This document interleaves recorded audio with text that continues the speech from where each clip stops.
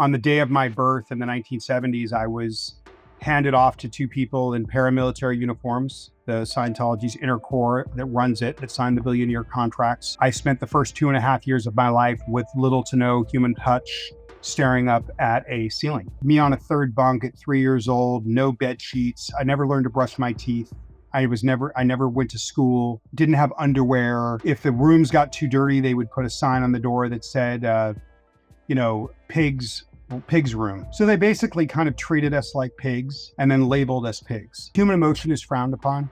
Like if we were crying at 4 years old, we'd be told to, quote, knock off the HDNR, which means knock off the human emotion and reaction, or stop dramatizing. In other words, we're not crying because we just fell and hurt ourselves, but we're crying because we're acting out a previous life or a previous moment of pain in our life. Reorganize the way your mind works. So you do this thing called the truth rundown, where you have to continue to do this kind of machine counseling until you admit the things that you're critical of are just your own evil purposes, your own evil intentions. And you have to do this processing until you think everything that you think is wrong is your own evil intentions from previous lives. So you're being taught at a very young age to deny the body, to not listen to the body, and to, when the body's in pain or uncomfortable, to just pretend like it's okay.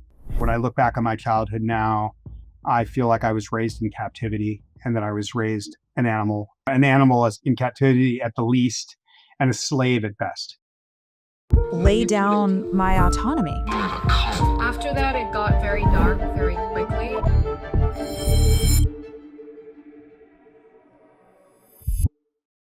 Hey, my name is Shalise Ansola, and this is Cults to Consciousness, where we discuss leaving high-demand religions or organizations and finding healing and independence through awareness and true individual sovereignty. If you're only listening and you would prefer to see our faces, you can go to YouTube, because it truly is the best way to support the show. It's free to interact with the post. It boosts the algorithm, shows us to more people so they can become aware of what is going on in these cults, these organizations, high-control groups. Today's guest, they reached out to us. He just released a book called ChIdren on his life in Scientology. This is a perspective that we haven't seen before, because he is going back further in generation than the Claire Headleys and the Mike Headleys.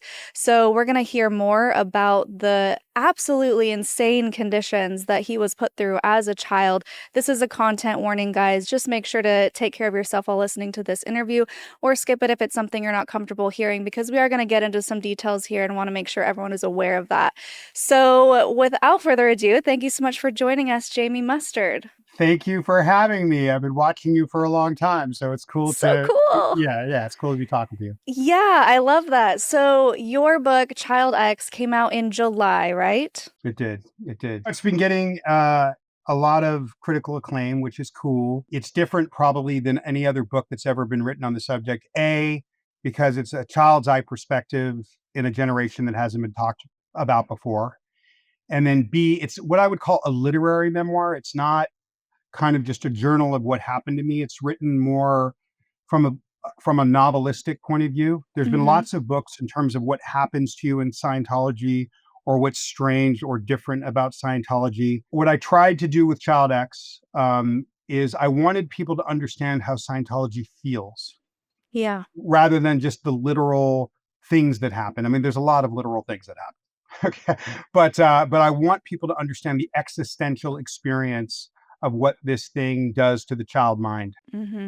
Yeah, and that's so important. And that's something that we try to accomplish on this show as well, obviously while going through plot points of people's stories. But I always tell our guests, help our viewer be put in your shoes, help them understand what it feels like to go through all of these things, so that they can better understand what you're trying to accomplish after leaving a cult, how you have to unravel those programs, how you have to basically rewire your brain in a way that helps you navigate the world in a better way, because they're truly set up for failure when you're raised in this cult as a child. Especially Scientology. And I've heard your story on Soft White Underbelly. The things that you went through were absolutely atrocious. And I'm kicking myself for not having enough time to read your book before this interview, but I absolutely plan to. I think it's such an important story. And anytime someone talks about Scientology, I highly recommend people going to read those stories, because it is one of those religions, if we can even call it that, that really just, it surprises you at every turn, because on the surface, they just seem like wacky people that believe in Xenu or aliens or whatever. But really, truly, deep down, there is so much going on that people just aren't aware of. And so it's great that you're willing to step forward, share this part of your life. And as you said in our pre-call, a lot of people are not able to do so because they've either lost their life, they've taken their own life, or they're just not in a space to be able to share because of all of the traumatic things that went on. Yeah, I mean, I carried a lot of shame. You talk about rewiring your brain. I mean, I still feel like I'm still doing it. The greatest thing that I've ever done to rewire my brain is write that book, but I still feel like in writing it and actually looking at it for the first time, I'm processing. I Yeah. feel like almost just energy is exiting my body at this kind of nonstop rate for the last 4 months, since like a month Yeah. or maybe a couple months before it came out. And it doesn't feel like it's slowing down. I've gotten to the point now where I wonder, will I process this? Will I ever stop processing this? It's kind of like an open wound, right? Yeah. My story is extreme in the sense that on the day of my birth in the 1970s, I was handed off to two people in paramilitary uniforms, the Scientology's inner core that runs it, that signed the billion-year contracts, and taken to a slum baby nursery with 30 or 40 other babies on the outskirts of downtown Los Angeles, 811 Beacon Street near the Rampart Police Station, one of the most corrupt police stations, or historically corrupt police stations in American history, and MacArthur Park, which is a famous park in LA Uh-huh. that's kind of a junkie park. And I spent the first 2.5 years of my life with little to no human touch, staring up at a ceiling. Oh my gosh. That's just heartbreaking to hear that they're doing that to these innocent children who didn't ask to be here, and now they're forced into these horrific conditions.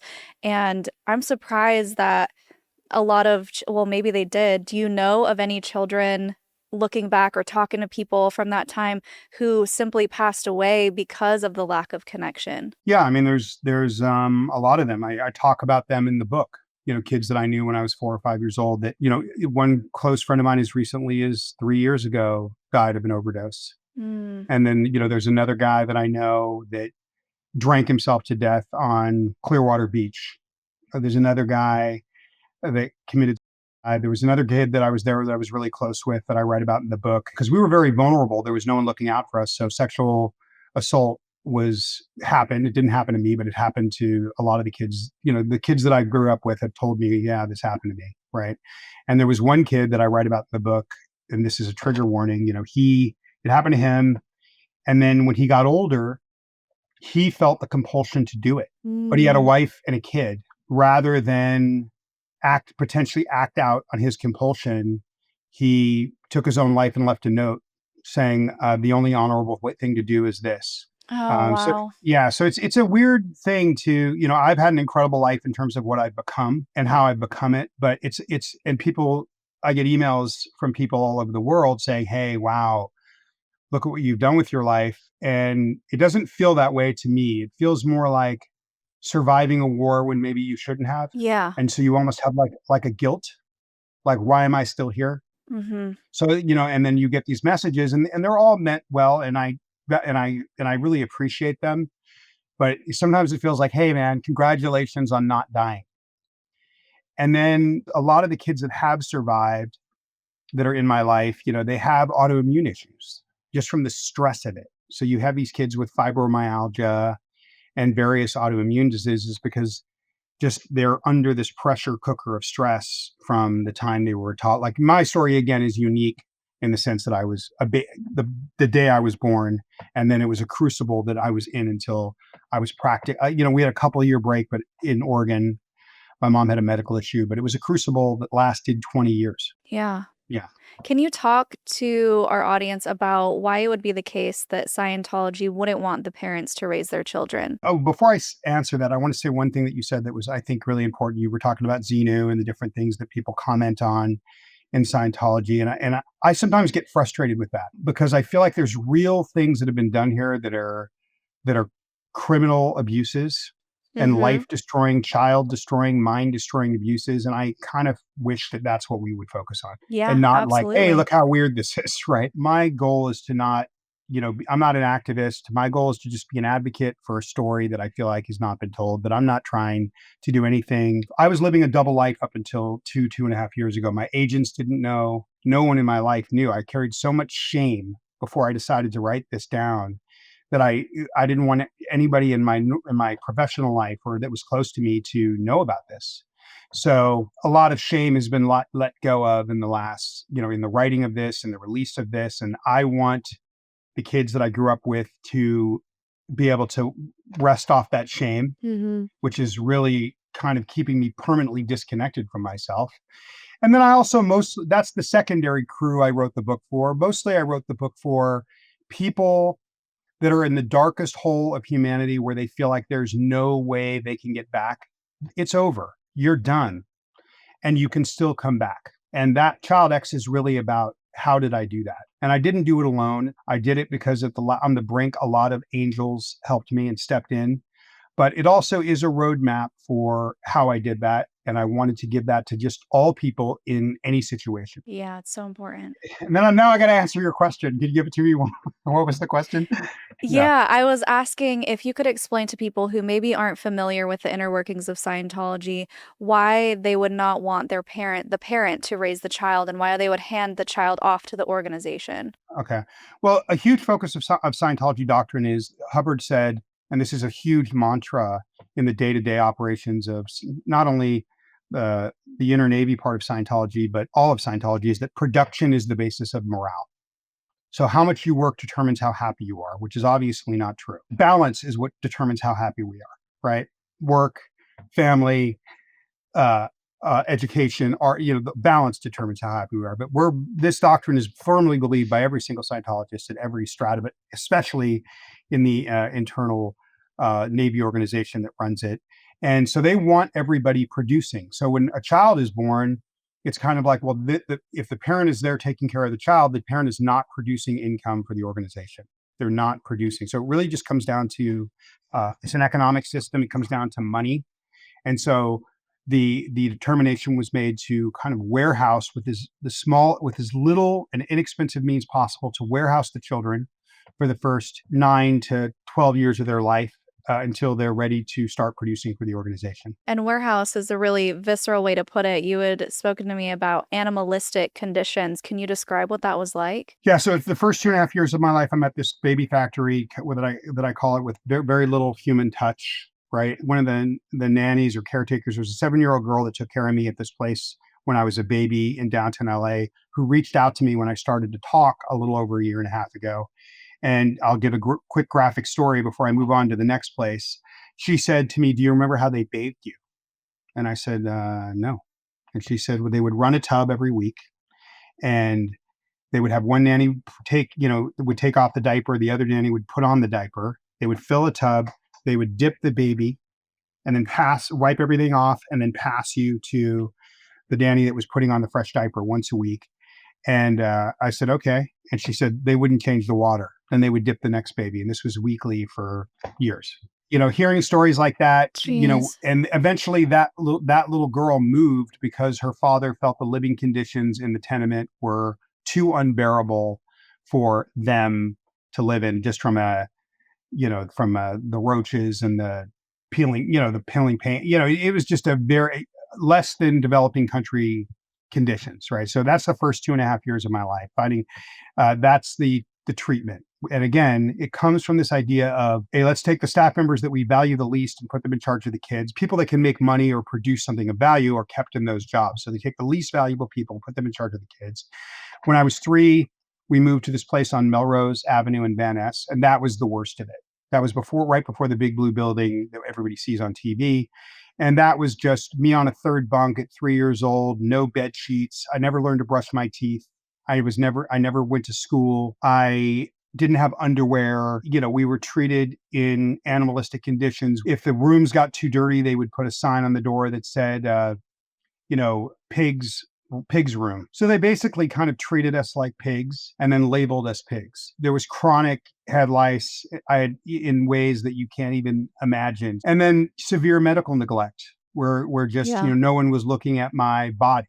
right? So, one of the things that I think you said earlier, Shalise, that's so astute is this kind of like, how do you rest off everything? And I think that I've had a really hard time. I can't speak for other people, but I think I've had a really hard time resting this off because I was so young with such a pressure cooker.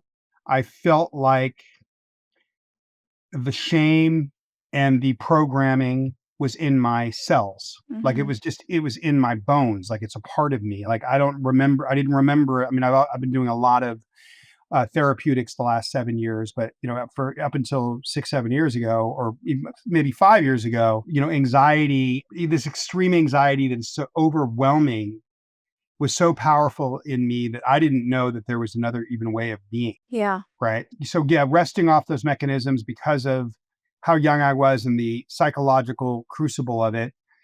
You're taught that if you get sick, you're labeled PTS, which means potential trouble source. So, and you're kind of bad. It's a stigma, right? As a kid. So you don't want to be bad. So you hide it. If you hurt yourself or you get sick, you're bad. There's something wrong with you. You pulled it in. That's the word they use, pulled it in. So it means you did something earlier in your life and a past life to make that happen to you.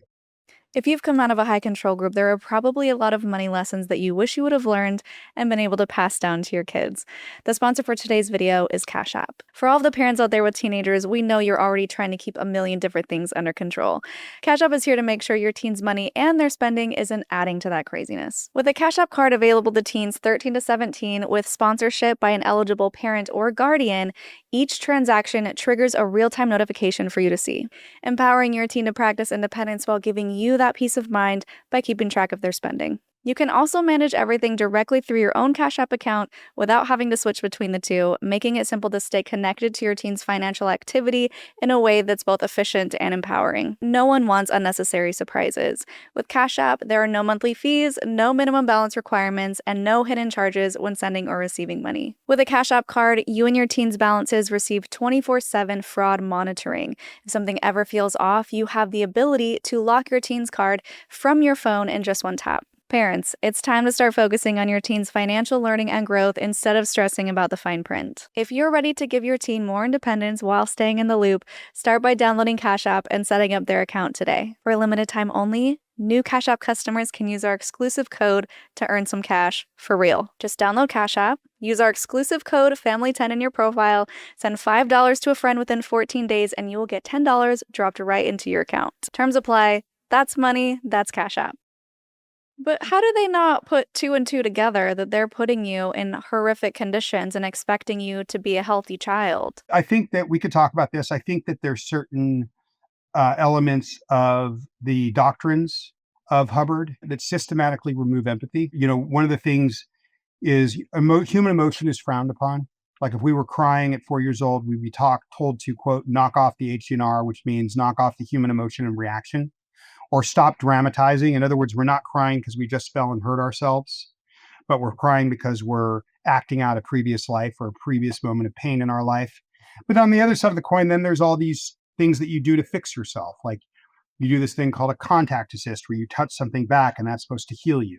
So it's very confusing when you're a child. And no, they don't put two and two together. And I think that's because there's certain, and I can tell you, be specific about this if you want, there's certain doctrines that things you start practicing at a very young age that every single person in Scientology does, whether it's in their inner private navy that run it or they're a public, adherent that is paying for courses. There's something that everyone does at the beginning that I believe systematically removes empathy so that you're not listening to your body when you're seeing something that would normally physically upset you. When we see something that physically upsets us, our nervous system tells us, hey, something's wrong. Yeah. And we feel it in our body. That gets removed pretty early in Hubbard's doctrine. Right. How were they feeding you? I mean, in the early days as a baby, I ate this baby formula that Hubbard devised called the barley formula. Homemade formula? Yeah, Hubbard created he had what he called a tech, or called it a tech for everything. How to wash, how to drive a car, how to wash a window, everything you can imagine. And one of the things that he created a tech for was baby nourishment and this formula that baby should eat called the barley formula. So that's what I was fed as a baby. And then when we moved to the Melrose building, we ate in a cafeteria. We just were, eating something equivalent to slop, just food cooked in large vats to feed a lot of kids for as cheap as possible. Do you remember your health at that time? Do you remember feeling sick a lot? Yeah, I mean, I had chronic ear infections. The first time there was a massive scare was when I was 4 years old. I mean, there's no baby pictures of me. My mother's, there was a Daily Mail article about me a couple months ago, and my mother came out and, denied some things in it. What she admitted to in the article was terrifying. I would just say to her, if this didn't happen, produce a single baby picture of your child. And she wouldn't be able to because there was no one around to take that photo, right? My grandmother brought me to New York to see her grandkid. She's feeding us ginger snaps and warm milk and honey. And she happily is putting her grandson, who she hasn't seen, in years. Because she is not a Scientologist. Yeah, and she's on the East Coast. I mean, maybe she would come out and visit once every year or two, but she brought us to New York for a week vacation or maybe longer. And she put me in the tub, all smiling and happy, looked down on me, grimaced, and screamed for my stepfather to get the car. I had a infection in my lower extremities that could have gone septic and killed me. I was rushed to the emergency room, mostly only because nobody was looking at my body. 2 years later, same thing. I'm brought from New York. But then, 2 years later, I keep complaining that I can't hear. My mother keeps telling my grandmother that I am faking. And she would whisper, he doesn't want ice cream and cake with the rest of the family. And I could hear sometimes. It was like I had this infection and the tubes in my ears were clogging and unclogging. So sometimes I could hear. Did she say, see, he's faking? And my grandfather had been a doctor before he passed. And he had an intern, this Jamaican woman who was a pediatrician in the neighboring town, who my mom grew up with. And so my grandmother just kind of cajoled my mother, like, let's go see Dr. Gunning. Let's go see Lucille. She'd be happy to see you. Let's just go over and see Lucille. And she can just make sure Jamie's okay. You should be seeing Lucille anyway. So we go over to New Rochelle from White Plains to see Dr. Lucille Gunning. She pulls me into her home evaluation room and starts poking around in my ears for about 30 to 90 seconds. I'm 6.5 years old, maybe. Says, Dorothy, come on in here. And then my grandmother comes in and she starts writing on a piece of paper. She's like, you're going to put Jamie in the car and you're going to drive him to Manhattan to this hospital. And this doctor is going to be waiting for you. And he's going to be going into surgery this evening or in the morning. And then I'll never forget it. I'm driven straight to Manhattan and getting prepped for surgery. I'm listening to these adults talk about me. And the doctor is saying to my mother and my grandmother, like, that they don't know if they're going to be able to save my hearing. So it was a lot, and then just the psychological pressure of the Lord of the Flies of the kids. It's being run in a military structure. So there's this guy, they call it the cadets. And there's a guy that's like the commander of the cadets, but he's a kid. So you have these kids in the middle of Hollywood wearing naval uniforms, kicking the shit out of each other. Right. And so I saw a lot of emotional violence, a lot of physical violence. One of the things they would do is if a kid got out of hand or like did something really bad, they would issue like an official order on like a paper, basically condemning the child to was called a public spanking. I don't think this occurred after my generation, but basically they would order the parent to strip the kid naked and, quote, spank them in front of all of us. And but it ended up kind of being a beating because the kid was so embarrassed that they'd be running around or moving around. And then we were so overwhelmed, our 4-year-old, 5-year-old minds, by what was occurring in front of us that we would laugh. And one thing that happened, and I talk about this in the book, at one point, my brother and I did something we shouldn't have done. And we got ordered to these public spankings. And it is the only time in my entire childhood that I remember my mother standing up for me and her saying, I'm not going to do it. This 16-year-old kid, this teenager saying, yeah, you have to do it. You're being ordered to do it. This is, the C organization, whatever. And even when my mom, listening to my mother stand there and say, I'm not going to do it. This is not going to happen. And, just the amount of fear and, just flooding my body, not even from the pain of it, but like having this person that I don't even know, because I barely see my mother, gonna beat me naked on stage in front of another kid's like, even when she refused to do it for the next few months, I was waiting for that situation to happen anyway. So Mm-hmm. all of these things are just resulting in this kind of unrelenting crucible of psychological pressure that is really hard to describe. Yeah, anxiety was your baseline. Fight or flight was your baseline. You didn't understand what it felt like to truly relax and feel safe. Yeah. When I finally escaped kind of for the first time, because you kind of, I'll say for the first time, when I was 19, which was a kind of a harrowing escape, which I describe in the book, after being trafficked to their cruise ship in the Caribbean for punishments. I was 19 years old and I could read at a high level from studying the doctrine my whole life, but I didn't know how to write. I couldn't use a comma. I couldn't Mm-hmm. construct a sentence with legible characters. I didn't know what a paragraph was. And that's a huge part of the story. Even the ones that did learn to write, we really don't get a proper education, and so most of us end up being contractors or doing construction. We're kind of impoverished by our lack of education and our service of being born into it, or if we went in when we were younger, being raised in it.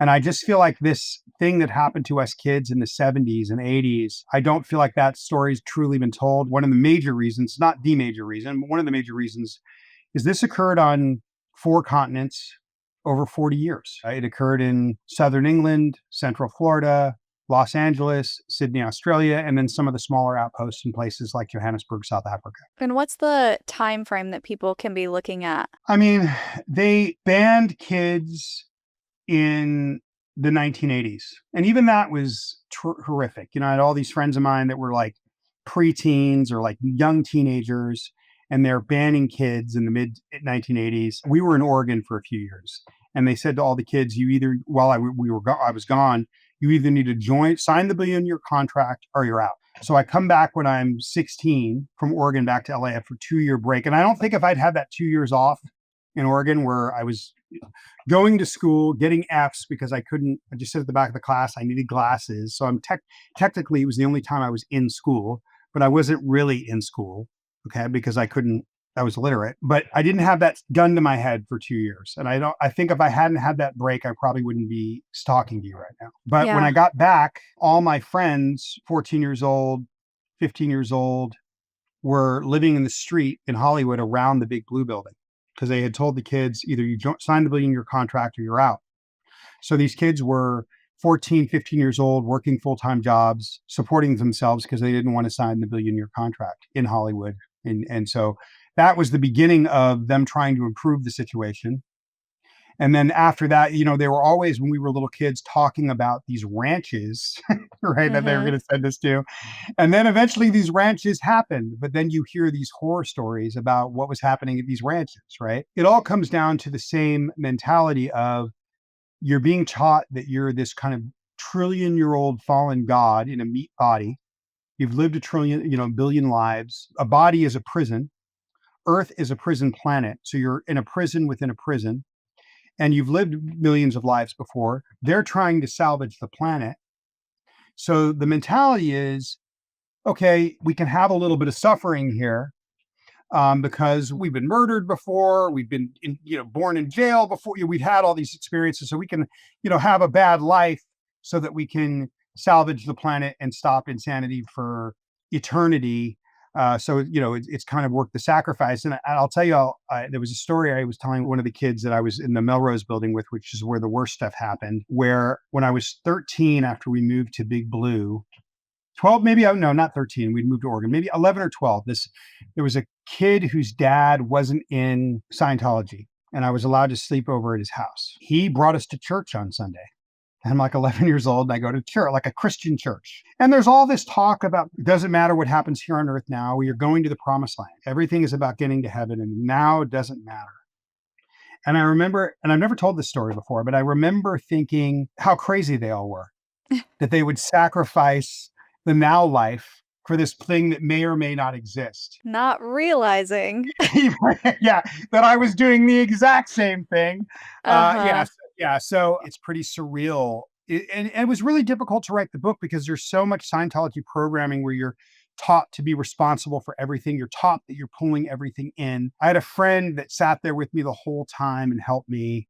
kind of examine everything so that I could even see it for what it was. Yeah, Yeah. absolutely. Being able to look back and I don't know if rewrite is the right word, but like you said, examine, I guess, re-examine your memories and be like, wait, wait, wait.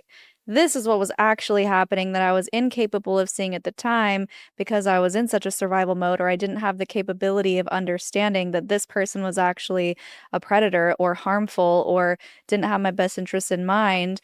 And meanwhile, you're just being blamed the whole time. You had talked about how you were living basically like animals because they had no use for you. At what age do you feel like Scientology did start using you or child trafficking you to benefit the organization? 8 or 9. When we moved to the Big Blue building, I mean, that was crazy. We moved to the Big Blue building when I'm 7, and not long after we're there is the largest FBI raid in American history.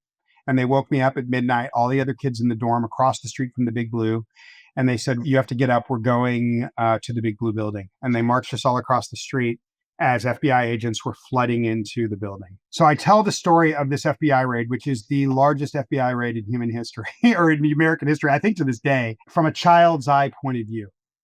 Because they kept us Yeah. all night. They kept us up all night while they were flooding into the different rooms. They would move us into another room. Then they would come to that room and then they would move us into the stairwell. And what was so crazy about that is when it was all over and the FBI, there was a woman who had written a book about Scientology who had been framed for bomb threats. And she was exonerated because they found all the framing documents in that raid. She was about to go to federal prison for decades, Paulette Cooper. When it was all over, the FBI didn't care about what was happening to us.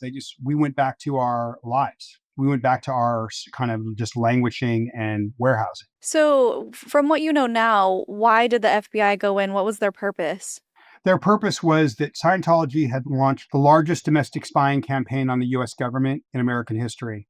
And they found out about it and they went into raid to find out what criminal acts Scientology was committing against the US government. And a bunch of Hubbard was an unindicted co-conspirator, and Hubbard's wife went to jail for years for those operations. That's all in Wikipedia. I mean, it sounds ridiculous. It's been talked about in a lot of films. It's Operation Snow White. You can Google it. It's all documented. Right. So it basically just had to do with the government, but nothing about the harms of children or the labor trafficking or any of that. No, and so so that was like one of the first thing that happened not long after we were there. And then they had these big it's an old hospital, so that they'd left all this medical gear behind when Scientology had moved in. So the first thing they had me do when I was 7 or 8 is they put me in this like hazmat suit with a respirator and had me use this stuff called naval jelly. You see the royal jelly, I think it's called naval jelly, which is a very toxic thing that cleans off rust. And they would put me in these vents all day and have me scrub out these vents in the hospital to clean out the air vents because I was small. And at first it seemed like an adventure. Then after a few weeks of it, it seemed like a torture. And and at some point I just started falling asleep in there until they would call me out at the end of the day. And then after that, sometimes they would leave me alone. I started taking the bus alone by myself in Hollywood at the age of 7. Just to get away? Well, whether it was to like go pick up my little brother for them with another child care facility on another part of town, or it was to just go to Hollywood Boulevard and get away. After the vent cleaning, then I would be left alone for a while. And my mother had a baby. And so I was told at 7 that my job was to take care of her baby. So I became the caretaker, the full-time parent to my little brother. What? Yeah. And then they moved me back in with her out of the dorms for a while. And I thought it was because she wanted to see me. And then it was quickly like, no, you're here to take care of the baby so I can be on the job. Was that a type of job that actually felt like, I mean, childcare is insanely difficult, but it feel like a relief compared to everything else they were making you do? Yeah, because at least there was an infant there that wasn't getting love and attention and I could funnel my energy into something. I was also made to do the entire family's laundry by pushing a cart bigger than me all the way down Vermont to Santa Monica Boulevard every week and doing the entire family. I mean, it was crazy. But one of the things they had me doing is clean, long after that is like they brought me up to the main building and I was cleaning out fiberglass with kitchen gloves. Oh, geez. At 8 years old, to the point where my body at the end of the day would be completely covered and my throat would be covered in fiberglass. And then I would do hot baths at night because my parents wouldn't be home till midnight. I'd be there at 9. I would run these scalding hot baths, which would get my pores to open up and then everything would float out. And then I'd go ahead and do it the next day. And then after that, I was running folders for the the counseling, so there was always something. It constantly changed, but the only Yeah. thing is that it was pressure and it was always under threat. Yeah. Yeah. I'm wondering what your relationship was like with your mom when you were actually living with her and the newborn. Did it bloom at all? Did you get closer to her? Was it just like, who is this person? No, I didn't really feel like she was ever that interested in me, or I know her very well. I mean, there's some complicated stuff that's in the book that I don't know that I want to give away on the show. Sure. Well, I'll give away a little bit. They lied to me about who my father was until I was almost 9 or 10 years old. And then when I find out who he is at 9 or 10, and that lie, they lied on my birth certificate. That's in the book, and it's kind of unbelievable. Why they lied and who it ended up being and all this stuff. Not long after that, like, I'm taking care of him, then I'm taking him to a child care facility during the day, and I'm picking him up at night. Then my mother kind of disappears again. She goes off to Florida for training, and I don't see her for however long. And then maybe I hadn't seen her in 8 months or a year. Maybe I'm 9 at this point. One day, someone comes across from the dorms and they says, come with me. And I was, what's going on? Oh, you're going to see your mother. I didn't even know she was back from Florida. I hadn't seen her when you're a kid, everything seems longer. So it could have been 6 months. It was probably 8 months, but it probably felt like years because everything goes slower when you're a kid. And they take me to the main building, and I'm thinking to myself, I wonder if I'll recognize her. And they march me up these stairs, and there's like a waiting room with all these card tables. And there's other people like me, like wives and kids on one side of the card table. And then there's a chair on the other side of the card table.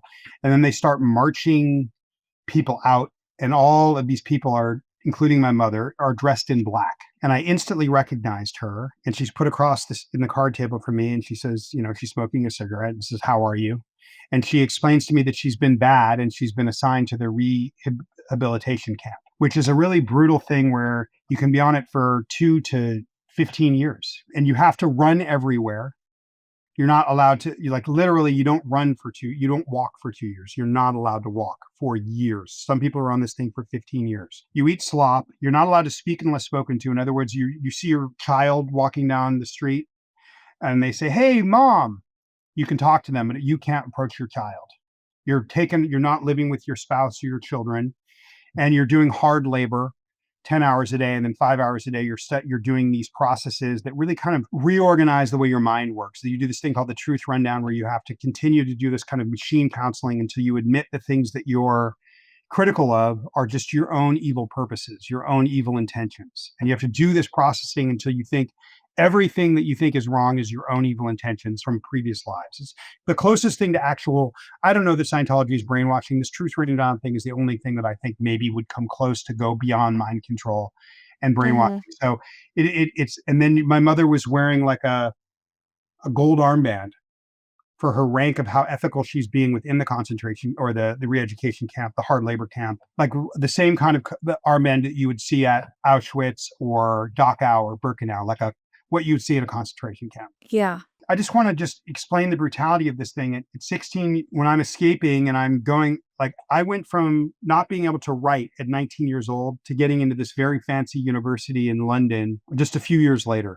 And at this time, when I'm 21, 22, and I'm getting the opportunity to enter into this university in England, my little brother, the one that I'm raising when I was a baby, he's now 16 years old. He's signed this billion-year contract, and you're not allowed to sleep with anybody unless you're married.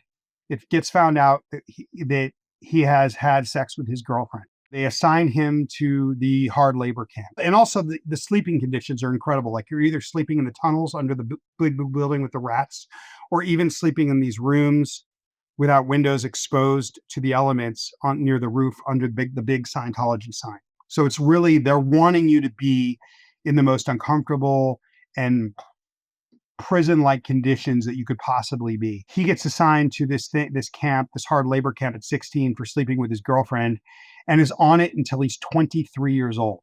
Oh. Yeah, it's a lot. Let's talk about the point where you went to Oregon, because it was that little break, your glimpse into the real world. And I was wondering, when I was listening to your other interview, did your mother leave Scientology? Because I know she said, don't tell anyone where we're going or you're going to be in trouble. Was that the case? I was 12 and a half, 13 years old. And my stepfather and my mother came to me and they said, your mother has a medical issue and it's not being taken care of here. So we have to leave. We're going to be going to Oregon. Maybe we flew or maybe we took the train in the middle of the night, but we're going to be leaving at the middle of the night on this date. And you can't tell any of your friends that this is happening. If you tell anyone that this is happening, we will be detained and put on the re-education camp, which I knew full on what that was because, my mother had been on it, a few years earlier. So I just kept my mouth shut and was kind of excited for the change. I was languishing with my mind rotting, not in school in Los Angeles. So any sort of change seemed like it was better than what was happening. So they did offer for you to come with them. Yeah. So we all went to Oregon in the middle of the night. I think can't remember if we flew or we took the train, and then they put me into middle school in Eugene, Oregon, Roosevelt Middle School, where I was illiterate. I could read. Yeah. Yeah. Let's talk more about your education up until this point so people can truly understand how lost you probably felt. So you were being indoctrinated endlessly with Scientology books and lessons and lectures and all of that, Yeah. but you're not receiving any other types of education, right? No. No. One of the first things we're doing when we're young is we're doing this thing called training routines, or I call it non-reactionary drills in my book. But basically, one of the first things you're doing is rather than in school, we're doing these drills where first you have to practice sitting across from somebody for hours and not moving. Okay. Then you practice after you pass that, you don't move for several hours. You're 5 years old, 6 years old, and you cannot move for hours sitting across from someone with your eyes closed. Then you pass and you go on to the next step. Then you've got to do this thing where you have to stare at somebody for 2 hours at a time without moving, without blinking. I've heard they've changed it. Like after that, I heard they changed it. You were allowed to blink. But when I was doing it at 5, 6, 7 years old, you weren't allowed to blink. How is that even possible? It's not possible. So you flunk and then you start again. So you're doing this all day, every day for days. But really what you're doing is it's highly uncomfortable. So you're being taught at a very young age to deny the body, to not listen to the body, and to when the body's in pain or uncomfortable, to just pretend like it's okay. So you're getting acclimated to this. Once you pass that, you're quickly moving on to this non-reactionary drill called, anybody that's ever been involved with Scientology will know this, called bull baiting, where you have to sit there and someone basically, it's been talked about a lot, but someone basically tries to get you to get upset or laugh, and you have to sit there and not react. And if you laugh or you get upset, you fail and you have to start again. So you're basically practicing not reacting to anything.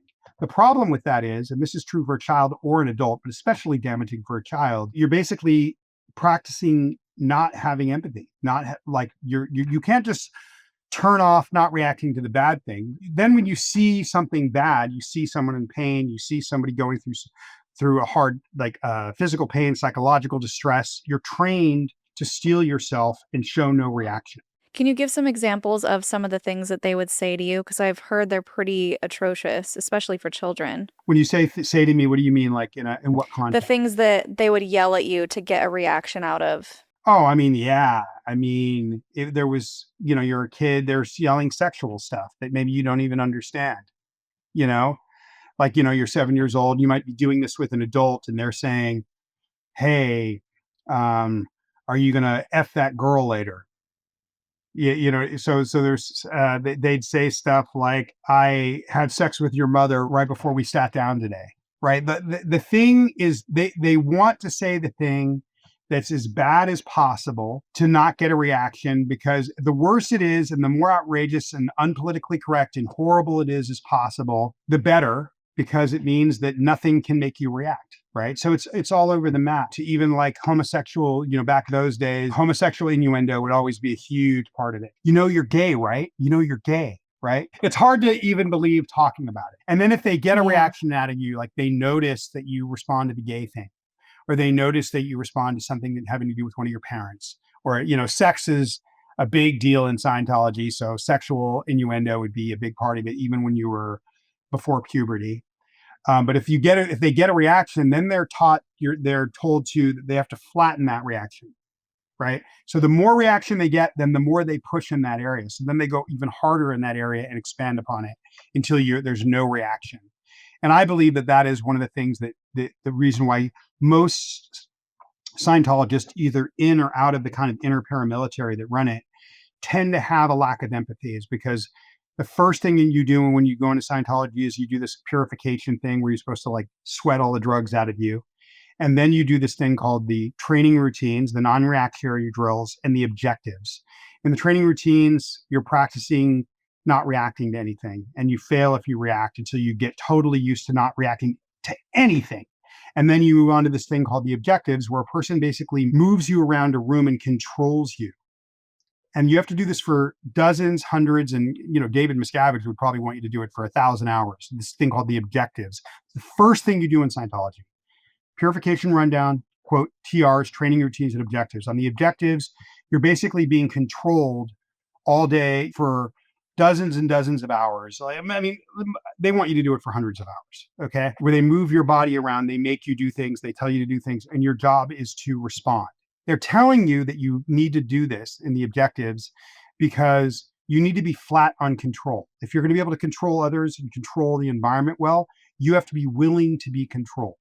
Now, of course, in retrospect, I realized that I was being groomed to be acclimated for total control. Mm-hmm. Yeah.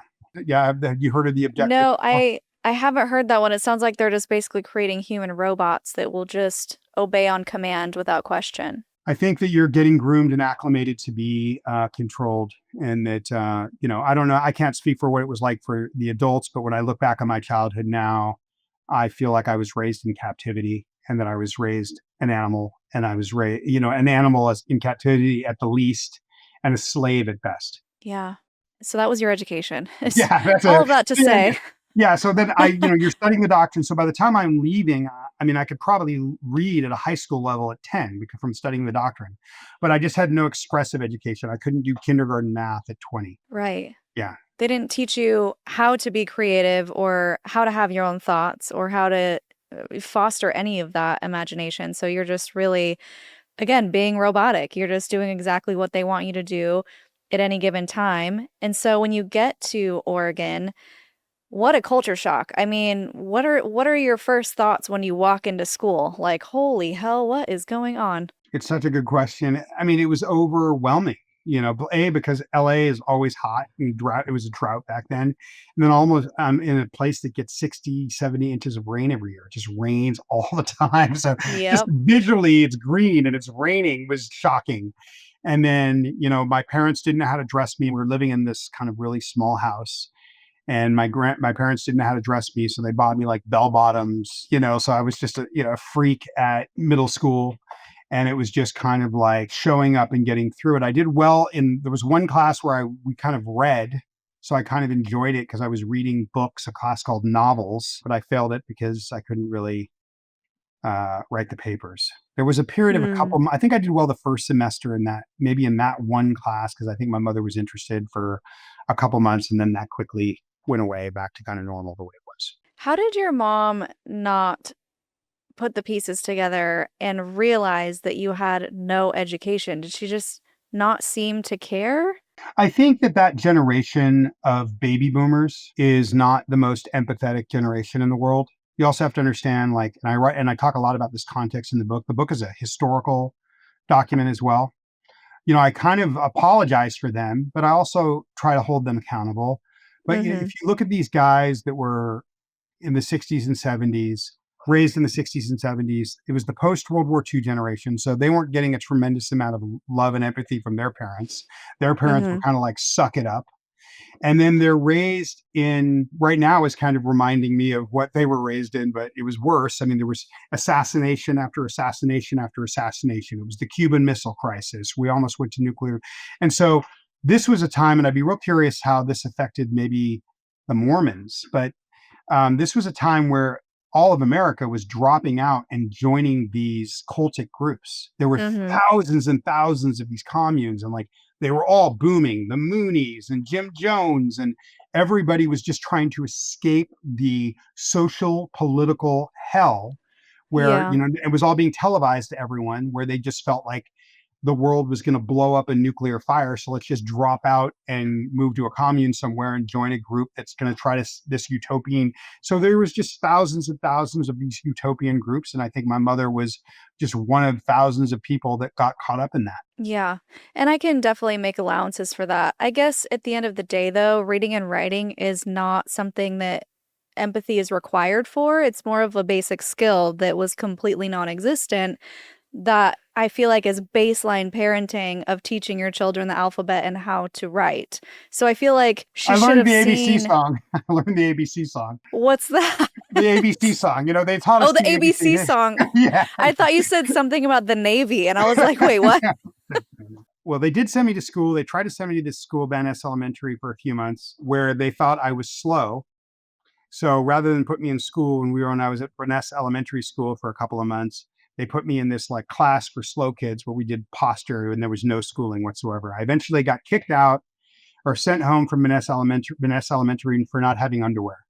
And then I didn't go back after that. And I talk about this in the book about this caretaker keeps me up all night until I find the underwear that I was never given living in these dormitories. I eventually had to steal another kid's underwear so she would let me go to bed at 3:00 in the morning. Yeah. So back to the whole basic needs thing. That's just not being met. I mean, clearly you're just not being taken care of in any way. No, we were treated like animals. Literally, it was an animalization. It was like being raised like wolves. It was just like, are they in a bed at night, whether it had bedding or not? And are they at the military muster in the morning, the military gathering in the morning? Are they just existing within this captivity? As long as that's there, everything's good. Okay. And there's roaches and there's mice and there's no air conditioning and there's rotting walls.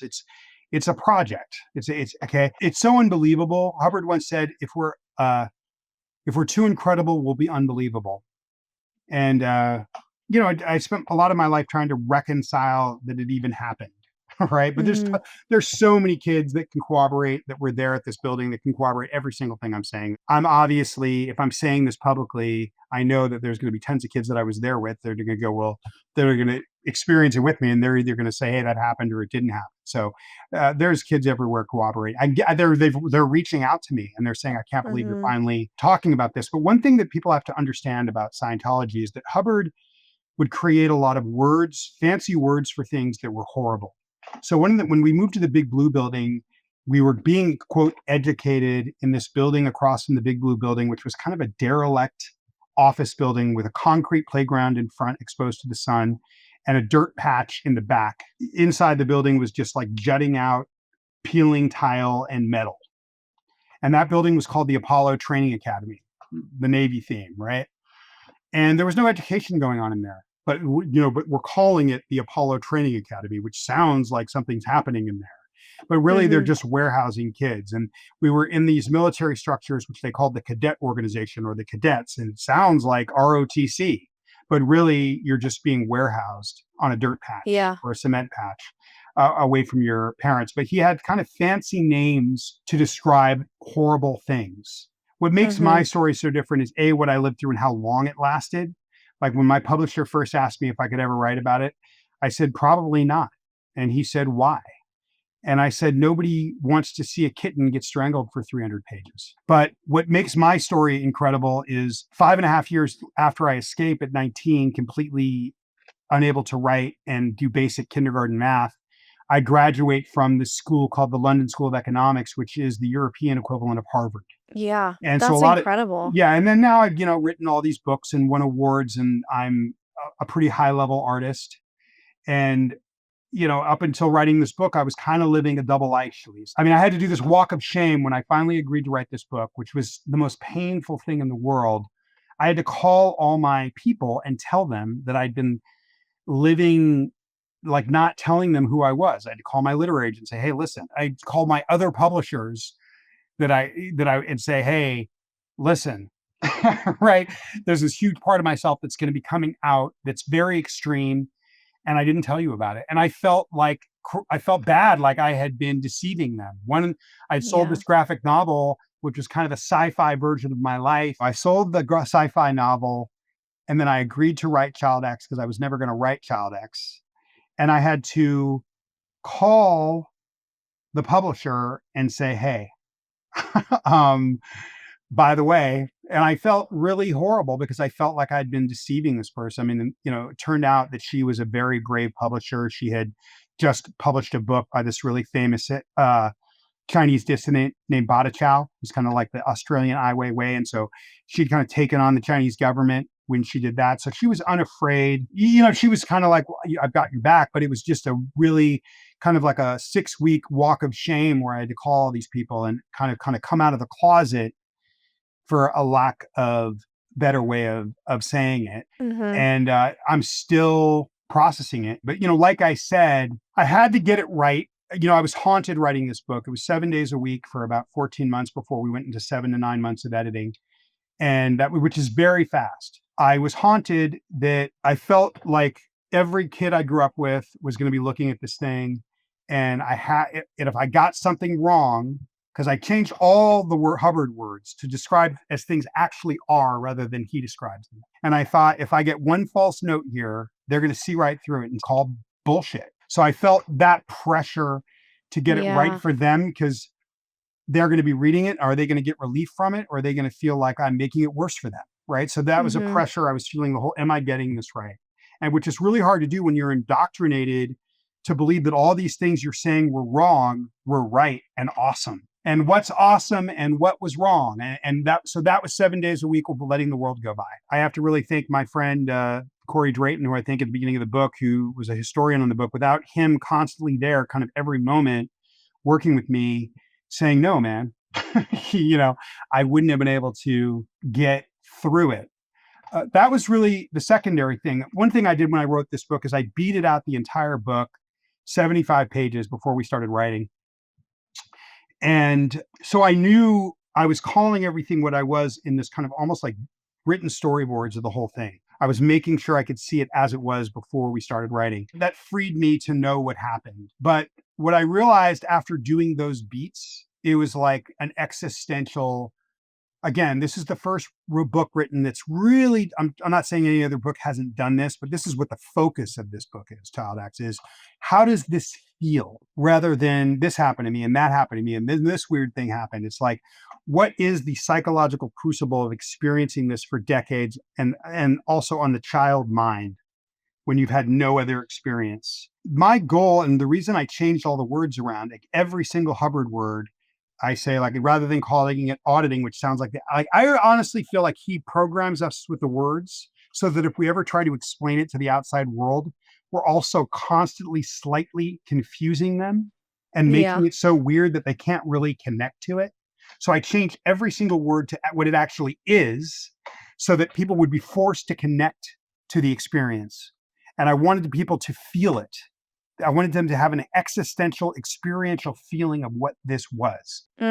Ultimately, after I did that beat, I realized that I'm writing this book for people that have lived with addicts, been addicts. I'm writing this book for people that have been through an experience where you are dead. It is over. Your life is over. You're going to warehouse yourself for the rest of your life. There is no coming back. You've just gone too far the other way, and you can still come back. How I did that was a combination of a lot of things. And I didn't want to write the book in the beginning because I felt like there's been too many books written. And what do I have to offer that hasn't been offered?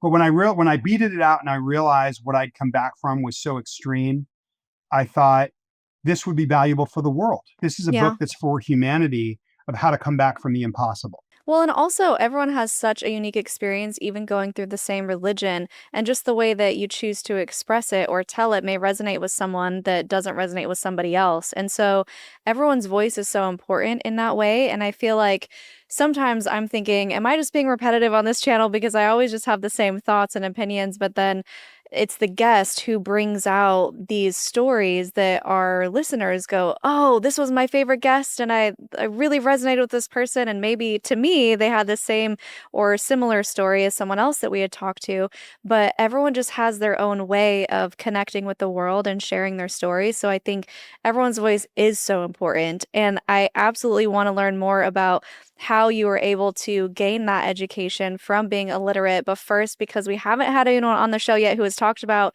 being on a ship. I think it would be really nice to hear some of your experience when you were 19. Well, it first started when I was 17. I spent my 18th 17, okay. birthday on the maiden voyage of the ship in the Caribbean as a busboy. And I remember one time, like we were working 18-hour days in the kitchen, and they just flew me down there to do a busboy for the high-paying Scientologists. And at one point, one of the seniors or the executives came and said, "We're going to give you a 2-hour break on the beach." And she walked us all out on the beach, a group of us kind of young teenagers. And she said, "Enjoy your 2-hour break. I'll be back in 2 hours. Enjoy your pleasure moment." And the minute she Your said pleasure that, moment? that's a Hubbard third word, like a moment of pleasure. It's like everything is machined. The minute she said that, it ruined it. I couldn't enjoy myself for the 2 hours because it was all, even our break was machined. It was scripted. Yeah. In Scientology, you don't engage with a person, you engage with a terminal. Everyone's a terminal. And if you're not engaging with a terminal, if you're not being the terminal that someone's engaging with, it means you're a particle. You're being transferred to person. Everything is machined. Yeah, it is robotic. Yeah. So Yeah, it is a robot. Yeah, it's very robotic. But where the ship becomes relevant is like I come off that trip, and then I get sent around the world. I'm sent to Canada. I was stationed in Copenhagen. I get sent to England for almost a year, and I'm in this compound in southern England, which was actually kind of a break. And then I'm back in Florida, and I'm working with this woman who's the most famous fundraiser in all of the movement. And she's so valuable that she can never be taken off the job because she's making hundreds of thousands of dollars, millions a month for the organization. And I'm working with her. So she did something bad, and rather than send her to the ship to get corrected, they sent me. So the first time I'm back, now I'm 18, 19, I'm being sent to the free winds for correction. Hold on. Yeah. Why? Hold on. She's the one who did something wrong and you're the one getting corrected? Yeah, because she was too valuable to take off the job. I was in her office, so it's like, oh, let's send him as kind of a scapegoat. The logic is I know. nowhere to be found. Okay. Yeah, so I'm flying into the Caribbean knowing something really bad is about to happen to me. I'm flying into Aruba, and you're on a plane and everyone's going to Aruba, and they're in party mode. They're like, I'm going to Aruba. And then I know I'm going to be punished. There's somebody waiting from the airport. They drive me to the gangplank of the ship at the coast where it's docked. And then I start walking up the gangplank. There's a woman waiting for me at the top. She's the highest ranking person on the ship. She's what's called the commander of the messengers, which is the Hubbard's kind of like this elite force that he left behind to police Scientology, which tends to be young kids. And she starts screaming at me. I don't know if I'm allowed to swear on the show, but like, MRF, Jamie Mustard. She's got like a mop and a jumpsuit. And she's like, walks me into the kind of area where you enter the ship. And she points to a bathroom and she says, put this on. And I put on a black boiler suit. And then I got the mop, and she's like, forget the mop. And she takes me down to the engine room, and she's screaming expletives at me. And she's very beautiful and young. So and she's wearing a naval uniform. So it's very exotic. And I'm taken to this massive engine room, and I'm handed off to this Australian guy. And he's like, you know where to take him. And she's like, yes, sir. He keeps kind of taking me into the catacombs of the engine room and is throbbing. Like the engine is pulsating. And even though we're at dock, it's like running to keep the power on or something, right? I see this engine that, I mean, I could, it's stories high. It's 2 to 3 stories high, this massive engine. At the bottom of this engine, there's like a lip that's secreting this constant oil. And that's the bilge of the engine. And which you can never really clean because the engine stops cleaning oil. And the Australian goes like, you see that lip right there? And I'm like, yeah, man. And he goes, you're going to get in under there, and you're going to clean out the oil. But Hubbard had invented this as a punishment because you can't clean out the oil. I go under this lip to the point where they can't even see me anymore. I've been up. I'm exhausted. The engine's throbbing. I'm psychologically terrorized, and I just fell asleep. Right. Just fall asleep behind this lip. Like the warm oil is like a blanket of relief. No one's staring at me. There's no one yelling at me. So I just fell asleep because I couldn't clean out the oil anyway. And they can't see me behind the lip. 2.5 hours later, I hear this screaming like, where the F is he? It's the girl. She's back to want to know where I am and what my punishment is being. And he's like, sir, he's down there. You can't see him. He's under the lip. And she's like, good. Keep him there. right? So then, Jeez. yeah. So then the next day, I'm taken out and I'm starting to be given tasks in the engine room, where I'm supposed to clean these gangplanks of oil and stuff like that, and I fail every single one. And this is going on for days, and it's hot in there, and they're not letting me out. And it's work, work, work, scrub, clean, scrub, clean.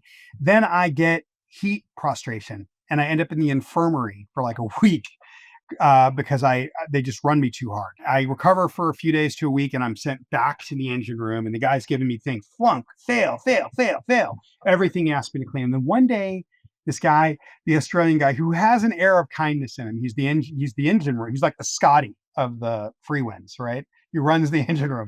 He's like, Jamie, I have a question for you. You seem to be working hard. Do you need glasses? And I was like, yeah, I have bad eyes. My grandmother bought me glasses once, but yeah, I don't have glasses. And he realizes the reason I'm failing is because I can't see. So he's like, this has been 2 weeks. It's gone on long enough. He's like, all right, Jamie, I've seen you work your ass off. I'm going to graduate you out of there. And then they send me off to work and clean pots in the staff galley, Potland, where I clean pots all day. And that's my reward. And I'm staring at a portal. And I vowed to myself, if they ever try to send me here again, I'm going to escape. Yeah. And then 6 months later, we screw up again. I'm up all night. I go home at 6. At 9:00, my boss knocks on my door at this place called the Hacienda, where we all live, a couple miles from the Fort Harrison in Central Florida.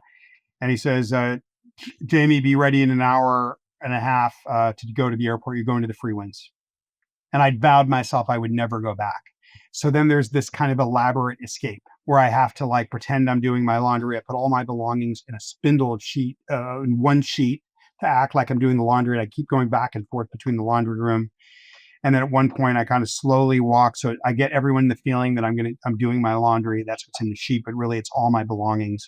But there was always cabs there to take people to the Fort Harrison Hotel in Clearwater. So finally, after about 20 minutes of this shrews, I kind of quietly walk over, hop in a cab, and I go. I changed cabs 4 times before dropping me at a hotel in downtown Florida. My grandmother had made me an offer 3 years earlier that if I ever wanted to live at her house and deal with my illiteracy, I could, but only if I would deal with my illiteracy head on and be in school. And I turned her down because I was too illiterate. So I slept for 18 hours or whatever. I called her when I woke up. I'm walking around Central Florida at 19 in naval whites. I mean, it was ridiculous. I have more shame about walking around in a Navy uniform and like a naval and at 19 than I do. Pretend Navy uniform. Yeah, pretend Navy uniform 19. No, that's like the most embarrassing thing of all of it. Okay. And I called my grandmother and I said, does the offer still stand? And she said, yes. And then I said, send me a ticket. She said, I'll fly you out tomorrow. I said, no, let's wait a few days till the heat dies down at the airport. And then just getting to Tampa airport without being caught and getting through security, it was like an existential nightmare. I'm sure you're just looking over your shoulder like, they're going to be here. I know they're going to be here, because they've actually caught people who have escaped. Yeah. Oh yeah, they do it. And now they can track your flight. So now they would have a way better time. And then I eventually end up at school in London a few years later. I'm at this fancy school. And I just had this, like, I found out I was smarter than I thought I was. And I'm just going to like tutoring at Westchester Community College. And I just get these opportunities where these people I get in these back doors, and all of a sudden I'm in this, one of the most elite universities in the world. And even then they're stalking me. They're still? Oh yeah. Like 6 months in, they found out where I was living and they sent me a bill for $90,000 for all the freeloaders bill. The freeloaders bill. I roll. So they knew where I was living, and you're technically free, but you feel like you're in a prison. Like there's only one movie that's ever kind of shows how it feels. There's this movie called Never Let Me Go, based on a famous novel by this Japanese British novelist. I can never say his name right. Izukawa. Anyway, it's about these kids that are raised in like an orphanage, but something's off. And then you realize they're being raised for their organs, for the rich kids. And they're free to move around, but they're not free in their heads. And by the time they're adults, they die young because they eventually take so much organs out that they can't live anymore. So it's an incredibly powerful film with Carey Mulligan and Andrew Garfield. That film, if you want to understand what it's like to grow up among the cadets or grow up in the inner navy of Scientology, that film describes the feeling of it exactly. And just by the time you're done, by the time you're an adult, there's nothing left. They've taken all of you. They've taken so much flesh and so much of your mind, there's nothing left to give. I can't imagine the constant terror even after leaving, just always looking over your shoulder, knowing that they could show up at any point. And I also want to spend some time to give the teachers in your story some love, the professors, because I'm sure there are people watching this going, if I ever come across someone, how do I help? How do I help? And it's always kindness and compassion. It's that little extra step for someone who may be struggling that you don't necessarily know they came from a cult, but you know that they could just use that little bit of kindness. And so I'd love for you to talk about a few of the people who really changed your life because of that extra step. I talk a lot about this in the book. I mean, I ended up going to this small school outside of New York before I transferred to London called Manhattanville University. And I got in there because my grandmother found out that they were accepting kids from the projects where they couldn't verify their backgrounds. So she said, you might be able to get in under that since you don't have a background. Maybe they would let you in. And it worked. I got in there and I had a girlfriend there, and I talk about this in the book. I would dictate my papers to her. And that went on for 6 months. And then she would force me to write them. And then she would rewrite them and make me watch her rewrite them. So she was kind of basically teaching me to write for a year. And that was the only reason I was able to get decent grades. I took an economics class there, and there was a guy that had just become the vice president of the college who was also the chairman of the economics department. And he came up to me after class one day and he said, Jamie, you have a bit of a literacy problem. I said, yeah. He said, I think you'd be doing better on these exams if you didn't have to write them. And I said, yeah, thanks, but I do. And he said, no, I want you to come to the office, the administrative building, and give me your exams verbally. And I'll give you whatever you know will be the exam, and your writing won't get in the way. And I went from getting 80s to almost 100s. I literally, when he extended that act of kindness to me, I thought he was gay. I thought he was like trying to, like he was hitting on me. Like I Oh just my gosh. I couldn't believe that he would just be being kind like that. Yeah. And there was a professor there that I took my first history class, and he was opening my eyes about just history being this human experience rather than dates. And that was really, my grandparents, I can trace my mom's side, I can trace my grandparents back to freed slaves. And he was like, slavery was a relationship among people. Even if you have slavery, you're still having human beings with each other. You need to look at human beings interacting, not just the moral evil. That guy had a massive effect on me. Last week, I was in New York City presenting my graphic novel on projection with a bunch of geniuses at one of the most prestigious museums in New York City. And that professor came to my 30 years later, that professor came to my performance, like my art event at the museum. So, I was only supposed to go to the London School of Economics for a year, and I wasn't there 6 weeks. And a professor, Gareth Austin, who's now at Cambridge, he said, he pulled me aside after class. I would sit at the front and take notes because I was so far behind that it was the only way I would be able to survive. And he thought I was really interested, but I wasn't. I was just desperate. And he's like, hey, I think you belong here. If you were sponsored at academic probation and you passed it, you could get your degree from here. And I was like, well, I don't know anybody that would sponsor me. And he was like, I'm offering you, dipshit, dimwit. There was I talk about this in the book, these constant angels. I mean, there was even some physical things that occurred where I was really in the physical, some near-death experiences I had at the Blue Building where somebody would out of nowhere, I call them angels in the book, kind of save me right when I was on the brink. So I definitely believe there's no such thing in my world that anybody pulls themselves up by their bootstraps. If I didn't have people intervene, when you see somebody in your life that's struggling, you can look at them as a victim and somebody that's just a problem, or, I'm sitting here because people took a chance on me. And one of the reasons they took a chance on me is because they saw me, even if I was failing, they saw me trying really, really hard. Yeah. And I think when you look like you're trying to save yourself and you're really trying to how hard it is, other people will jump in and they will help you, especially if they see you making an effort, even though it's hard. Mm-hmm. So there were constant professors and teachers that kind of jumped in and gave me a chance. Yeah.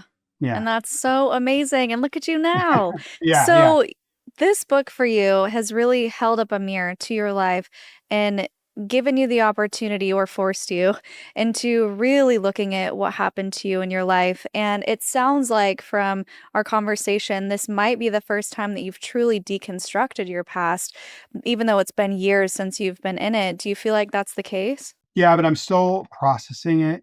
It's emotional when you say that, when the book first came out, two of my childhood friends that I'd grown up with, one called me, and she's one of the few that made it. She put herself through night school at UCLA. It took her 7 years, and she's built a business, and she's a mom. And she called me and she said, because I didn't know if I didn't want to fail those guys. And she called me and she said, my whole life, no one could know me. My kids couldn't know me. She's got kids that are in college. My boyfriend couldn't know me. My friends couldn't know me. This is the first thing that explains what we went through. And now all I have to do is hand this to my boyfriend and say, this is me. It was emotional. And then another one of the girls that I went through this with, Chantel, I mean, she was listening to the audiobook and she would just call me shaking. She called me, she said, what did you do? You know, what did you do? Like, and basically what she was communicating to me was she was truly seeing what happened to us for the first time in outside of Hubbard's words. And it was rocking her, you know? And so she was calling me just crying. I could feel her shaking over the phone. That was a relief because it was like, okay, I got it right. Another one of the kids that was there with me in the Melrose, which was the worst of it, called me and I said, I hope I got it right. And he said, it's a live action version of my life. So again, you know, they're secondary in the sense that I really wrote this book for people. I want people to understand that there was I mean, I write books on patterns. You know, I was just invited by the state of Armenia to go teach them about biological trauma recovery. I just got back from Armenia a few days ago, or a week ago. I mean, I was in New York and then I came home. So I've written a lot of books on different subjects. I'm interested in kind of pattern recognition, you know, where I see things that are really important in the world that maybe aren't out there. I'll try to kind of, that's where I tend to put my literary work on because I have a platform that way. And so I got to a point where I felt that there's things in my story in terms of things I didn't even know I did that got me out of it, in terms of the way I used curiosity that other people can use to get out of difficult situations. And I really thought, okay, there's something I can contribute here to everyone by writing this. You got me to cry, Shalise. I hope you're happy. I don't see people cry in your show a lot. So I was like, what if you got me there? It's But okay. yeah, It's great. yeah. Well, I have to say, Jamie, for someone who was programmed to not react, to not have empathy, you certainly have developed that skill and you clearly hold so much compassion for so many of your peers who went through the same thing. And I know that because I asked a question about you and then you told me about your friends and Okay. it is really sweet and I do love that and I think it is really beautiful to know that what you're doing is impacting so many people in such a positive way. I'm wondering with you and your deconstruction, have you found with this release of this book, because you took a while to sit down, to write it out, to really confront it, has it been incredibly challenging as well as rewarding? It's been both. I mean, it's such a great question because I think people just assume that it's all like being a rock star and it's all rewarding. Like Yeah. you're just like this person standing on the top of the mountain being victorious. And it's not like that at all. Yeah. It's a mixed bag. But I'll say for the first time ever, like I've done a lot of therapy and physiological trauma recovery in the last 5 years, lots of different therapeutics, evidence-backed therapeutics for the first time ever with this book. And again, I have a lot of mixed feelings. Like I feel like since 2 months before the book came out to right now, and this could be going on for the next 2 years, I just feel like my body is emitting energy. I can't even explain it. But for the first time since the book's come out, and it's difficult because now when people Google me, it's like it's a major part of my identity that I went through Yeah. this, right? But I never wanted that. I never wanted to be associated with having lived through this like sci-fi love boat Captain Stubing experience. Like it was just embarrassing to me, and I didn't want my artwork associated with it. But because I was able to write this on my own terms, I'm feeling good about it. But for the first time ever, to answer your questions, Shalise, is I feel like for the first time in my life, I'm not feeling ashamed. Yeah. I feel like the shame is finally being transferred to where it belongs. I'm not even upset. I forgive them. I wish they would just, rather than fair game me, I wish they would just apologize. If it was a good enough apology, I'd accept it rather than try to hurt me, which they're already doing. But I forgive them. But like for the first time ever, I feel like the shame is being transferred to where it belongs, which is on them. Like if they don't like what Mhm. I'm saying, which they don't, then they shouldn't have done it, or they can apologize publicly and I'll accept it publicly. Yeah. And that's something I want to get your opinion on too, is where do we place the blame within an organization where everyone is just working under these programs of control? Do we blame the people at the top? Do we blame David Miscavige? Where does the blame truly lie when you do have victims turning into perpetrators? I think it's such a great question, and a question that most people are not willing to be honest about. I mean, I watch interviews sometimes that you've done with ex-members of Hubbard's nightmare, and I find myself getting frustrated because they just want to blame David Miscavige, or they want to blame, and I don't think it's that simple. First of all, the people, at least in terms of the children, and one of the reasons I wanted to speak out about this story of the children that's never been told, this story has not been told. This earlier generation is, I firmly believe that if people had understood what this had done to children, there'd be even more outcry against it. People don't like children being harmed, but Yeah. we get so programmed that nothing happened to us. And even the quote Scientologists or ex-members, they don't want to admit that they were part of it. They looked over us while we were being uneducated. So I think the first people that are responsible are our parents that allowed us to be in the situation. They're more responsible than Scientology. My mother handed me over to a person in a military uniform on the day of my birth. She is responsible. My father abandoned me. He is responsible. Then, Miscavige is not doing any of this stuff by himself in a vacuum. In the state of California, the state of Florida, it's a felony to not report a felony. So anybody that was around these guys that saw this stuff, ex-Scientologists are very interesting. And this is not a popular answer, Shalise, but I really want your take on the answer, because you could probably relate it to Mormonism. Is ex members of these private Navy, the so-called Sea organization, which isn't even really a thing as far as I'm concerned, other than just a insane Frankenstein of insanity.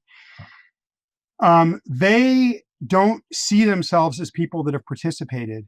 They always see themselves, well, I'm a victim of Miscavige, even though they might have been a perpetrator. Ex-members of this thing never see themselves as perpetrators. They always want to blame Dave. They are perpetrators. And it's hard because they might have been raised in it themselves. But the law is the law. If you traffic a child, even though you were raised in it, you were a child trafficker. And there's members that are actively blaming this on Dave that were aggressive traffickers of children. The woman that ran the flag service organization, she got on TV, got a big payout, and said that, she trafficked children. I mean, the laws that maybe would have held her accountable for that weren't in place until 2003, but she's a massive trafficker of children. So I think that, like the mob or any other criminal organization, we have to hold the people accountable. You don't get to say, if you're arrested in the mob, you don't get to say, well, my dad was a mobster, this is all I know, I'm not going to jail for robbing that bank. No, you go to jail, right? But only ex-members of this group who are perpetrators get to convince themselves they're not perpetrators. If you want to see two people that are accountable, I've only seen two high-level people actually allow themselves to be accountable. One is Google's Sheila Huber, talks about the childcare. That's accountability. That's what accountability looks like. There's a fundraiser named Hi Levy, who has some videos on the Truth Rundown. If you put it on YouTube, it'll come up. H-Y Levy, Levy. He's accountable. Those guys were victims, but they show you what accountability looks like. They're the only two people that I've seen be accountable. But I would kind of reverse it to you to help me. Like when, with your own religious experience, I mean, you were telling me in the pre-call aspects of Mormonism fit the bite model, and it's cultic. If your parents are raised in Mormonism and their parents are raised in Mormonism, and then these things, whether it's a criminal statute, whether it's just the destruction of your mind through the doctrine, it's still criminal because they're destroying your mind, whether it's a form of criminality or immoral destruction, nefarious destruction. How do you see that as somebody that had that perpetrated upon you and that was perpetrated on them? Are they responsible, or is, Joseph Smith and Brigham Young, or how do you see it? Who's responsible? Or Gordon Hinckley? Right. Yeah. So generally speaking, I like to say it's systems, not people. Now, people get caught up in the systems and do become perpetrators. And I do think it's a yes and situation. I think you can be a victim of a system and you can be a perpetrator. And so there is accountability that needs to be taken when leaving that high control group, when fully understanding that you were a perpetrator as well as a victim, and fully owning it. Because Yes, there is full mind control at play, and we know that with psychology we can look at all of the ways in which these people were trained and programmed to act a certain way. And we also know there are cases where if these victims don't harm other people, they could be harmed more themselves. So it ends up being a survival mechanism for some, which I can also understand this innate responsibility that, or this innate drive that we have to self preserve as humans. I can understand how that would cause someone to inflict harm. However, all of that to say, once you're out of that situation, once you are able to calm your nervous system and see things for what they are, you do have a responsibility to take accountability, to understand how your actions have harmed other people, even yourself, and to fully deconstruct that as well, because it's not enough to just say, well, I was under mind control, because at the end of the day, you did make decisions. And so it's really tricky. It's fluid. I don't think it's very black and white, and it's hard to truly nail down an answer that feels concrete or black and white, but I do think it's one of those yes and situations. Yeah, I've had a really hard time with the ex-executives that leave painting themselves purely as victims. It's difficult for me. I don't feel like I Yeah. relate to a lot of it, you know? And so, yeah, it's that's a great answer, and it's really helpful for me to kind of process, because I also think I had to take accountability for some of the things that I did that weren't great. When I felt like they were starting to turn me and ask me to do criminal things is partly when I left. And you have to be able to be in a space where you feel physically safe to deprogram and to process all of those things, because a lot of times when your nervous system is in that fight or flight, you don't have that higher logic working in your brain. It's kind of shut down just so you're staying alive.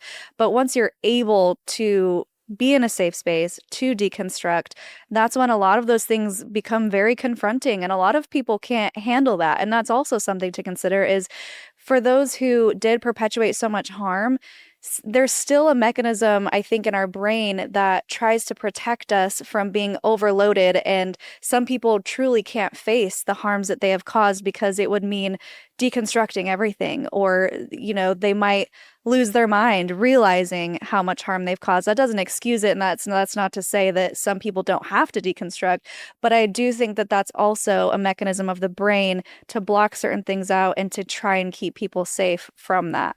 I think it's a really good way of breaking it down. It's really helpful for me to hear that just from somebody that grew up in a different group. I also think that if we're ever going to, have a RICO case, like the way a RICO case is, you get all the lieutenants to say what they did, and then they get immunity and flip them.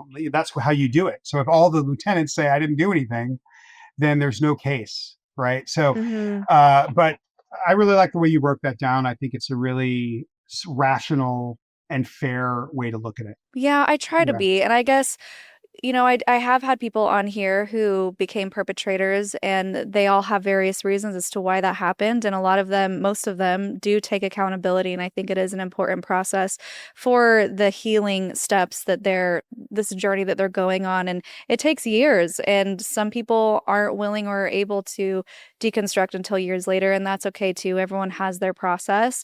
So, how are you doing now? What makes you happy, feel at peace, and joy, aside from being this famous author who's doing big things?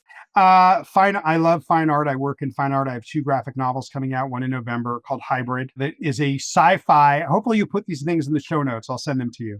It's Yeah, send it to us. it's a sci-fi future version of Child X. It's told in Awesome. 60 fine art paintings where I collaborated with an artist in southern Italy. And that's what I was just Wow. projecting at the Society of Illustrators in New York with all these famous graphic novelists. And then I have another graphic novel coming out in November called War Poems, which is like an episodic. I don't know. That comes out. So I'm fine art, and then I'm living in Oregon, so it's like it. I love the gorge, the Columbia River Gorge, nature, the coast, and yeah, fine art is kind of what I'm into. Is like I have all of these fine art projects coming out. I'm making a painting for a luxury hotel right now, a giant installation, an art piece. And then being an advocate for the biological remediation of trauma, I'm a big believer that trauma is 100% a biological injury. So that's one of the things that I promote. I wrote a book on it. And I just was invited by the state of Armenia to present these new ideas on trauma as a biological injury to their Ministry of Health and the Ministry of Social Affairs. So just being an advocate for the people that went through what I went through, and an advocate for trauma survivors I don't like the word survivors, trauma casualties that are healing, while making fine art. And, and I just urge people to read my story. I want to get my story out there. I feel like if people understood what this thing did to children physically and psychologically, we would get a lot further, a lot faster. So if you want to support me, please read Child X and send me a message on Instagram and tell me your thoughts. Talk to me. Yeah, drop your handles and website. Can I right now? Yes. On Instagram, follow me on Instagram and message me. I respond to everyone. JAMIE_MUSTARD, Jamie_Mustard, at Jamie_Mustard. I do art and design I've done it for some of the biggest companies in the world. Industrial design I is a huge part of how I make a living. You can always check out my work on the Iconist, or send me a message on Iconist, ICONIST.LTD. Those are the best ways. I'm on X and other places, but those are the best ways to reach me. Yeah, so that's me. Yeah. So let's get your Linda Listen moment. Okay, that's a question, right? I remember. Yeah. Okay. Let's do it. So basically, to anyone who has pissed you off, or if you're not feeling spicy anymore, any sort of inspirational statement to our viewers, starting with Linda Listen. Linda Listen. I'll take this from Marcus Aurelius's Meditations. Linda Listen. If someone is doing something horrible to you, or something unbelievable, or something you can't take, that's even harming you, your life, psychically, financially, physically, Linda, listen. The best revenge, according to Marcus Aurelius, and I believe him, the best revenge is to not be that. That's my Linda Listen statement. The best revenge is to not be that, and to win, no matter what, because nobody cares about your story until you win. Ooh, that's tricky. Yeah. I care. Yeah. But also, one thing that I've learned, I don't know that I could have sold this story before, because I don't know that there would have been a publisher as brave as Bimbella Books to let me tell it the way it needed to be told. But I will say this. You cannot master your life until you master your story. And I have not told my story till now, and have been living a carbon copy of the life that I should have been living. So if you ever want to, even if you never publish it, even if it's just for you, it's just in journaling, if you want to master your life, you need to master your story. Yeah. Yeah. You need to tell your story, even if it's just to yourself. Yeah, I agree. That awareness is key. It helps us bring things to light that we need to address. So this has been fantastic. Thanks so much for coming on, Jamie. Yeah, it's been a wild ride. Thank you, ChlLDREN, for the journey. Yes. Any other final thoughts before we go? Just think, this was just like it was a lot. I got a lot to think. It was just an amazing conversation. And I don't often, when I get off an interview, it doesn't feel like therapy, but for some reason, this conversation felt like I feel relief, and I want to thank you for that. Oh, good. Oh, that's great to hear. I'm not a therapist, but I love when people feel like it's helpful in some way. So I love that. Okay. Well, guys, thank you so much for watching or listening. Leave those words of encouragement down below for Jamie. Absolutely go check out Child X, buy it on audiobook or hard copies if you'd like. All the links to his socials. I read it. Yes, it's so cool. All of the links will be in the description for you. If you want to support the channel, aside from the very free way of liking, sharing, commenting, all of those awesome YouTube things, you can become a patron at patreon.com/cults2consciousness. We have some merch at cults2consciousness.com. We have a clips channel if you're interested in shorter versions of our guest story. All of that's in the description. If you like this video, I will link 2 more down here below. We just did one with Jenna Miscavige, incredible interview, and we have an entire playlist on Scientology that you won't want to miss. So until next time, follow your highest excitement, be conscious, and be well.